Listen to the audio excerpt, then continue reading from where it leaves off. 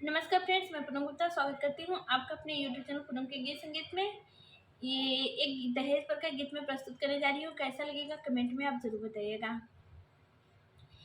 रोवेली गरीबिया देखी, रोवेली गरीबिया देखी, आचरा पसारे अब ना जइहा बीरना, अब ना जइहा बीरना, पापिन बहन के करनवा अब ना जइहा बीरना, पापिन बहन के करनवा अब ना जइहा बीरना।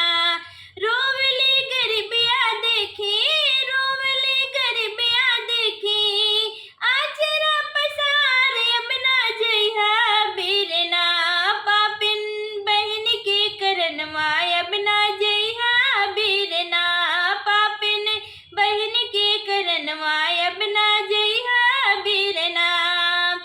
बिना रे दहेजवर कहीं ना पाइबा हो, बिना रे दहेजवर कहीं नहीं पाइबा, लौटी दुअरिया अपने आंसुआ बहाइबा, लौटी दुअरिया अपने आंसुआ बहाइबा।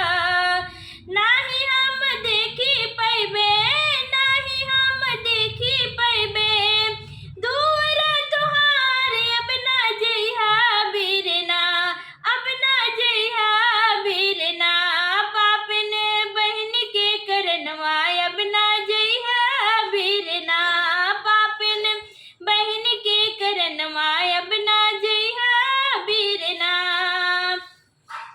तोहरे लड़िकवन के झूठ हम खाइबे, तोहरे लड़िकवन के झूठ हम खाइबे, फूटही लुगरिया से कमावा चलाइबे, फूटही लुगरिया से कमावा चलाइबे, जिंदगी बिताई देबे, जिंदगी बिताई देबे, रही के कुंवार अब ना जइहा बीरना, अब ना जइहा बीरना, पापिन बहन के करनवा अब ना जइहा बीरना, पापिन बहन के करनवा अब ना जइहा बीरना।